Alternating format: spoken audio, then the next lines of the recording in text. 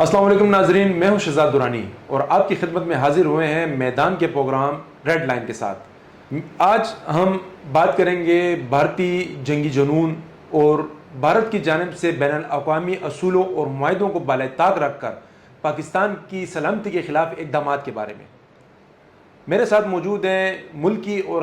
غیر ملکی امور کے ماہر سینئر صحافی شمیم شاہد صاحب۔ ان سے بات کرتے ہیں کہ بھارت جو اقدامات اٹھا رہا ہے اس کے خطے پر کیا اثرات مرتب ہوں گے۔ جی سر۔ شکریہ جی۔ دیکھیں نا، پاکستان اور ہندوستان جو ہے نا وہ اگر ایک دوسرے کے ہمسائے ممالک ہے تو اس کے علاوہ وہ ایک دوسرے کی روایتی حریف بھی ہے،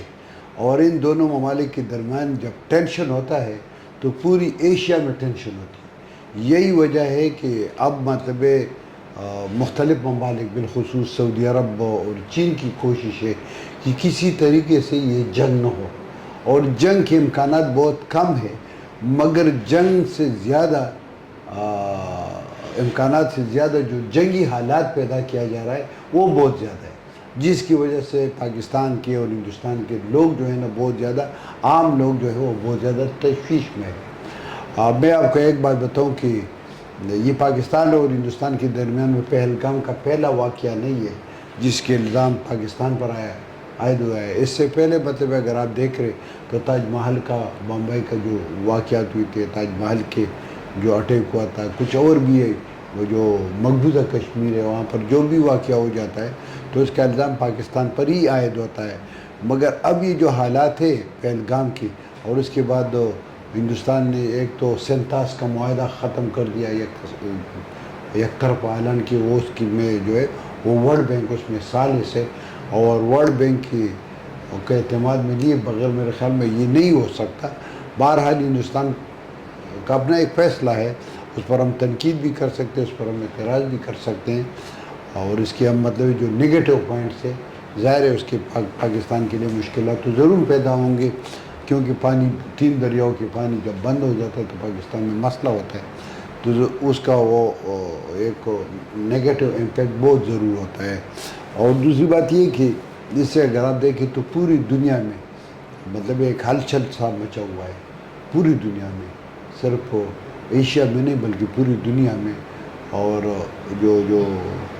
ہندوستان کے لیے جو فلائٹس ہے بیرونی ممالک کی جو پاکستان سے گزرتے تھے وہ بھی مطلب ڈائیورٹ ہوئی ہیں۔ اسی طرح ہندوستان کی جو آفیشیل ڈیلیگیشن جو کبھی کبھی پاکستان سے گزرتے تھے، باقاعدہ اس کا ایک اجازت نامہ تھا، وہ بھی معطل ہے۔ تو ظاہر ہے مطلب دونوں ممالک کے درمیان جو تعلقات ہیں اس سے پاکستان کو بھی مشکل ہے مگر ہندوستان کو بھی مشکل ہے، اور یہی وجہ ہے کہ بہت زیادہ لوگ جو ہے وہ نہیں چاہتے کہ دونوں ممالک کے درمیان جنگ ہو۔ اور میں آپ کو ایک بات بتاؤں کہ جب تک امریکہ اور برطانیہ اپنی شہریوں کو نہ کہہ دے کہ پاکستان کے لیے آپ کو جو وزٹس ہے وہ کم کر دے، اور پاکستان کے وزٹس کو ایوائڈ کر دے یا اس کو پوسٹ پون کر دے، یا وہ امریکن شہریوں کو کہہ دے کہ آپ پوری طور سے پاکستان سے نکل لیں، یا برطانوی شہروں کو کہہ دے کہ آپ پوری طور پر پاکستان ہندوستان سے نکل جائے کیونکہ یہاں پر جنگی حالت ہے، تب تک جنگ نہیں ہوگا۔ سر، اگر بھارت آبی جاری رکھتا ہے تو اس کے کیا نقصانات پاکستان کو ہو سکتے ہیں؟ پاکستان کی یہ ہے کہ پاکستان کی 3 دریاؤں کے یہ تو 47 معاہدہ ہوا تھا، 3 دریائے جہلم ہے، چناب ہے، راوی ہے، جب اس کی پانی بند ہو جاتا ہے تو ظاہر ہے پاکستان کو مشکل ہوگا،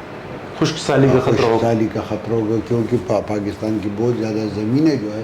وہ ان دریاؤں سے سیراب ہوتی ہیں،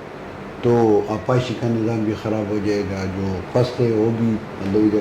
کات سالی ہوگی، تو یہ مسئلہ ہے۔ سر، ورلڈ بینک ثالث ہے اس میں، تو وہ کیا کردار ادا کر رہا ہے اس میں؟ دیکھیں نا، جب سے یہ اعلان انڈیا نے کیا ہے تو اس کے بعد تو پاکستان نے رابطہ کیا ہے، یو این سے بھی رابطہ کیا ہے، اور دیگر جو عالمی ادارے ان سے بھی رابطہ کیا ہے، تو ظاہر ہے ان کا تو ابھی تک کوئی مطلب واضح پیغام نہیں آیا، مگر جو سفارتی سطح پر ہے وہ رابطے تو ہوتے رہتے ہیں۔ رابطے ہوتے رہتے ہیں۔ اور میں آپ کو ایک بات بتاؤں کہ جو پاکستان کے وزیر دفاع نے آفر کی ہے تو ہندوستان کی جانب سے ابھی تک اس کا کوئی جواب نہیں آیا۔ خواجہ آصف صاحب نے ہندوستان کو کہا ہے کہ پہلگام کے واقعے کی تحقیقات اقوام متحدہ کی کمیشن سے کیا جائے، چلو دونوں ممالک وہاں پر اپروچ کر دیں، تو ابھی تک ہندوستان کا کوئی وہ نہیں آیا۔ مگر اس کے علاوہ جو کل آپ دیکھ رہے ہیں کہ آرمی چیف صاحب عاصم منیر صاحب نے بھی ایک بیان دیا تھا، اور اس میں انہوں نے تو وہ جو روایتی دھمکیاں ہوتی ہے یا جو تھریٹس ہوتی ہے یا جس طرح آرمی آفیسرس کا ایک دوسرے کے خلاف بیان بازی ہو تو وہ تو ہے، مگر انہوں نے ایک جو بات کی ہے وہ بہت زیادہ اٹریکٹیو ہے۔ انہوں نے کہا ہے کہ اگر انڈیا نے مس ایڈوینچر کیا تو اس کے نتائج خطرناک ہوں گے، اور میں سمجھتا ہوں کہ یہ بہت زیادہ خطرناک بات اس لحاظ سے کہ دونوں ممالک نیوکلیئر۔ جیسے سر آپ نے خواجہ آصف صاحب کی بات کی، خواجہ آصف صاحب بھی کھلے لفظوں میں کہہ چکے ہیں اگر ہماری سلامتی کو نشانہ بنائے گا تو ایٹمی ہتھیار استعمال کی جا سکتے ہیں، استعمال کی جائیں گے۔ تو اسی وجہ سے میں سمجھتا ہوں کہ پاکستان اور ہندوستان جو ہے نا، ان کے درمیان جنگ جو ہے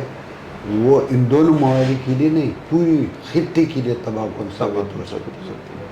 اس کے اثرات پڑوسی ممالک پر بھی بالکل، اس کے جو ہے نا پاکستان کے ارد گرد جو ممالک ہے، ہندوستان کے ارد گرد جو ممالک ہے، یہ پوری ایشیا ہے۔ اگر یہ جنگ چڑھ جائے اور نیوکلیئر کو ہاتھ لگا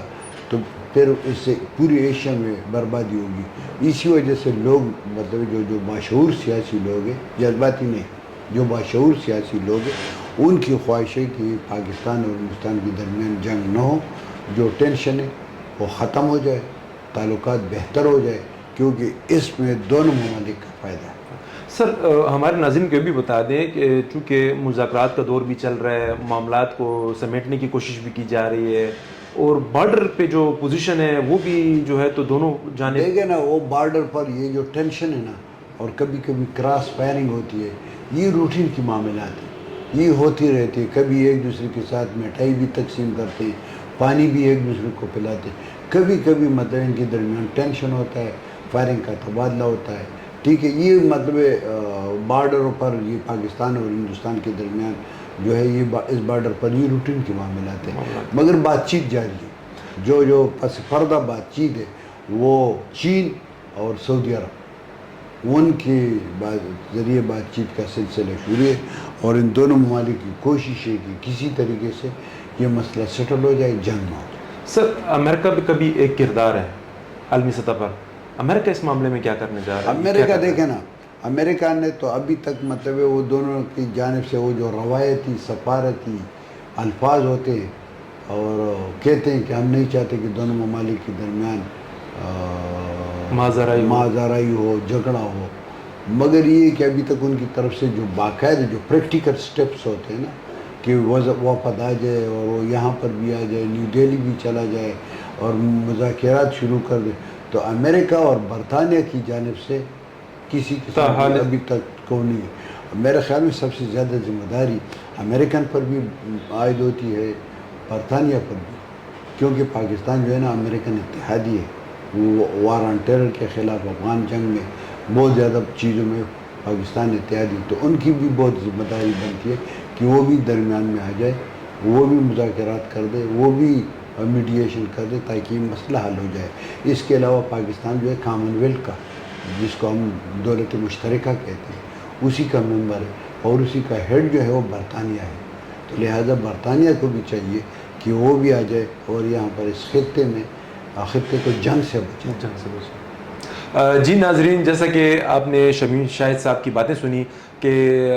جنگ پاکستان اور بھارت کے مابین صرف دو ممالک کے لیے نہیں، پورے خطے کے لیے خطرناک ثابت ہو سکتی ہے۔ اس غیر یقینی صورتحال کو، ان معاملات کو حل کرنے کے لیے امریکہ اور برطانیہ سمیت عالمی طاقتوں کو اپنا کردار ادا کرنا پڑے گا۔ آپ کے ساتھ اجازت چاہیں گے، ہمارے ساتھ جڑے رہیے، اس قسم کی صورتحال سے ہم آپ کو آگاہ کرتے رہیں گے۔ اپنا خیال رکھیے گا، اللہ حافظ۔